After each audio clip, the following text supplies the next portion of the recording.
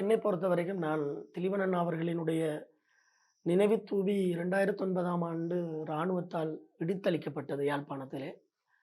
அப்போது நான் பல்கலைக்கழகத்திலே கல்வி கற்றுக் கொண்டிருக்கிறேன். மாணவர் ஒன்றியத்தினுடைய செயலாளர்.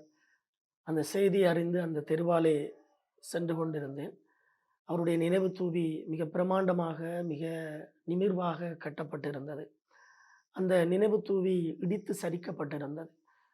அந்த இடத்திலே ஒரு இராணுவமயப்பட்ட இரத்தமும் உயிர்களும் பலியிடப்படுகின்ற அந்த யாழ் நகரத்திலே திலீபன் அண்ணா அவர்கள் பசியோடு தன்னை எரித்து கொண்டு திரிவதைப் போலதான் எனக்கு தோன்றியது.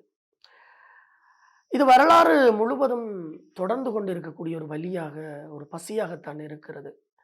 உண்மையிலே அந்த பசி எங்களை குற்ற உணர்வுக்கு உள்ளாக்கவில்லை என்றால், அந்த பசி எங்களை பதில் சொல்ல செய்யவில்லை என்றால், உண்மையிலே எங்களிடம் ஏதோ ஒரு சிக்கல் இருக்கிறது. அது ஈழத் தமிழர்களாக இருக்கலாம், அல்லது இலங்கை அரசாக இருக்கலாம், அல்லது உலகமாக இருக்கலாம்.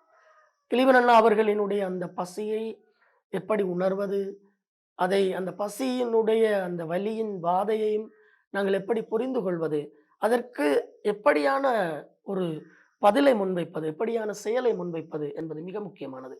அது புலம்பெயர் தமிழர்கள் அல்லது தாயகத்தில் இருக்கக்கூடியவர்கள் என்கிற வேறுபாட்டை கடந்தது. We have a dream.